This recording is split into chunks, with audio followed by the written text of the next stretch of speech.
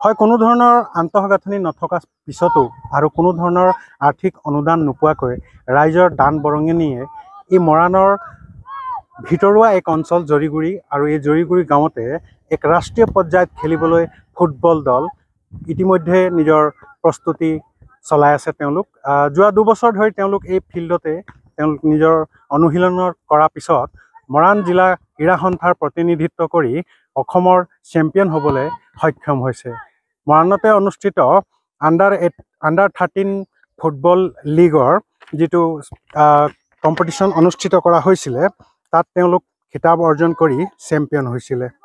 ৰূপজ্যোতি সংঘৰ ৰূপজ্যোতি স্পৰ্টছ ক্লাবৰ এই খেলুৱৈসকলে 19 ডিচেম্বৰ 2023 পৰা 22 ডিচেম্বৰ 2023 তাৰিখলৈকে অসম ফুটবল সন্থাৰ উদ্যোগত মৰাণ জিলা ক্ৰীড়া সন্থাৰ আতিথ্যত মৰাণ ষ্টেডিয়ামত অনুষ্ঠিত হৈ যোৱা প্ৰথম বাৰ্ষিক 13 বছৰ অনুৰ্ধৰ অসম ৰাজ্যিক যুৱ ফুটবল লীগ প্ৰতিযোগিতাত মৰাণ জিলা ক্ৰীড়া সন্থাৰ হৈ প্ৰতিনিধিত্ব কৰি ৰূপজ্যোতি স্পৰ্টছ ক্লাবে চূড়ান্ত খেলত বিজয়ী হৈ বৰ্তমান তেওঁলোক ৰাষ্ট্ৰীয় পৰ্যায়ত ফুটবল প্ৰতিযোগিতা যিটো অনুষ্ঠিত কৰা হ'ব তাত অংশগ্ৰহণ কৰিবৰ কাৰণে ইতিমধ্যে প্ৰস্তুতি চলাইছে।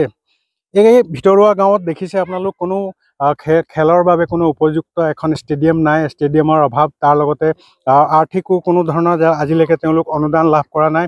আমি উদ্যোক্তাসকলৰ পৰা জানিব পাৰিছোঁ যে যোৱা 2 বছৰ ধৰি প্ৰায় 10 লাখ টকা দান বৰঙণিয়ে তেওঁলোক এই টীমটোক ইতিমধ্যে প্ৰস্তুত কৰিছে আৰু তেওঁলোক এতিয়া অসম চেম্পিয়ন হৈ ৰাষ্ট্ৰীয় পৰ্যায়ত অনুষ্ঠিত হ'বলগীয়া ফুটবলত অংশগ্ৰহণ কৰিবলৈ এতিয়া যুঁজা চলাই আছে। আমাৰ মাজত আছে অসম ফুটবল সন্থাৰ সহকাৰী সম্পাদক সঞ্জীৱ বৰুৱা। আমি পোনে তেওঁৰ লগত এই দলৰ বিষয়ে কিছু কথা পাতিম। হয়, কি ক'ব, কোনো ধৰণৰ আন্তঃগাঁথনি নোহোৱাকৈ আৰু কোনো ধৰণৰ আৰ্থিক সহযোগিতা নোপোৱাকৈ আজি দল আগবাঢ়ি গৈছে ৰাষ্ট্ৰীয় পৰ্যায়লৈকে, কি ক'ব? সীমিত সা সুবিধাৰ মাজেৰে ৰূপজ্যোতি স্পৰ্টছ ক্লাবে স্থানীয় ৰাইজৰ সহযোগত অসম ফুটবল সন্থাই প্ৰথমবাৰৰ বাবে আয়োজন কৰা অসম ষ্টেট ইউথ লীগত চেম্পিয়ন খিতাপ দখল কৰিবলৈ সক্ষম হ'ল। আৰু সেই সুবাদতে সৰ্বভাৰতীয় ফুটবল ফেডাৰেশ্যনৰ Indian football league, sub junior Indian football লীগত অংশগ্ৰহণ কৰিবলৈ তেখেতসকলে সুযোগ লাভ কৰিছে। মাৰ্চ মাহৰ শেষৰ সপ্তাহৰ পৰা এই প্ৰতিযোগিতাখন আৰম্ভ হ'ব আৰু এইটো আমাৰ মৰাণ অঞ্চলৰ বাবে, মৰাণৰ ফুটবলৰ বাবে এইটো এটা অতি গৌৰৱৰ বিষয়। এটা সম্ভাৱনা আমি দেখিছোঁ যে অনাগত দিনত মৰাণে ৰাজ্যখনৰ ভিতৰতে নহয় সৰ্বভাৰতীয় পৰ্যায়তো ফুটবলত এটা নিজস্ব স্থিতি শক্তিশালীভাৱে আগবঢ়াবলৈ সক্ষম হ'ব। এই মুহূৰ্তত আপুনি চৰকাৰক কিবা আহ্বান জনাব নেকি এই খেলুৱৈসকলৰ কাৰণে বা এই অঞ্চলটোৰ কাৰণে?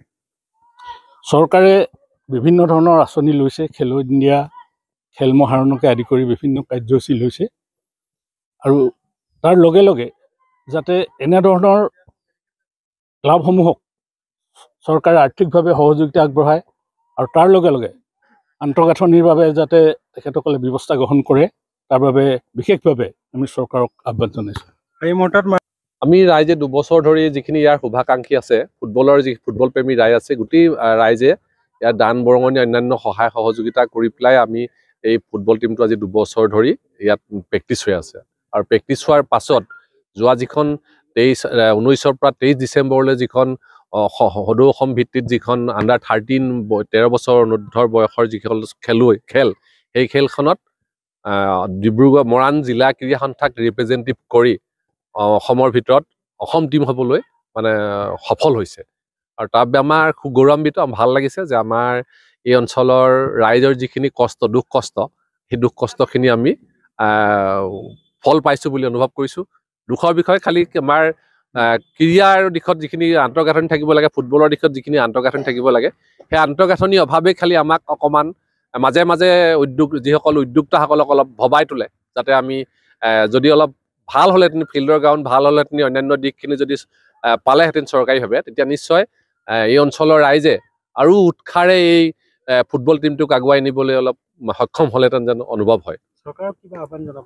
চৰকাৰক অনুৰোধ জনাইছোঁ যাতে আমি এই ক্লাবৰ অন্তৰ্গত বহু জেগা অঞ্চল আছে ইয়াত, এটা যদি এই অঞ্চলত যদি খুব এটা ভাল ফুটবলৰ গ্ৰাউণ্ড এটা যদি নিৰ্মাণ কৰি দিয়ে, নিশ্চয় ভৱিষ্যতে ইয়াত ভাল খেলুৱৈ ওলাব বুলি আমি আশা কৰিছোঁ। বৰ্তমান ৰাষ্ট্ৰীয় খেলটো ক'ত আৰু কেনেকৈ পতা হ'ব? এয়া প্ৰথম পৰ্যায়ত আমাৰ যিটো নৰ্থ ইষ্ট পৰ্যায়ত 4টা টীম আছে। North east United, Lajong Shillong, Manipur আৰু ৰূপজ্যোতি স্পৰ্টছ ক্লাব আমাৰ এই টিমটো। এই টিমটোৰ গ্ৰুপৰ ভিতৰত আমাৰ গুৱাহাটীতে প্ৰথম খেল অনুষ্ঠিত হ'ব বুলি ইতিমধ্যে 28 মাৰ্চৰ পৰা অনুষ্ঠিত হোৱা কথা আমাক জাননীযোগে জনাইছে। এতিয়াও সম্পূৰ্ণ পৰ্যায় সেইকাৰণে আজি প্ৰস্তুতি চলি আছে আমাৰ প্ৰশিক্ষণৰ।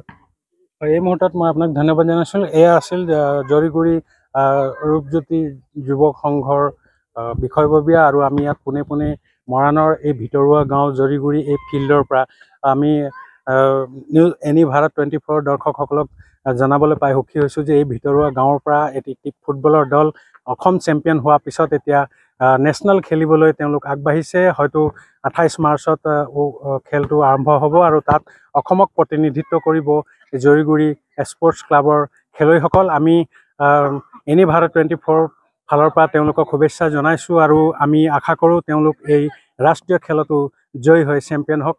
ভিডিঅ' জাৰ্ণালিষ্ট নিদান পূৰ্তিৰ সৈতে ৰাজু মিশ্ৰা, এনি ভাৰত 24 মৰাণ।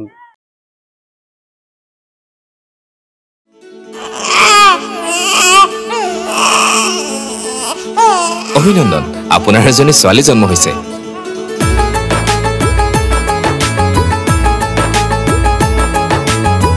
লাহি পাহি এজনী পৰি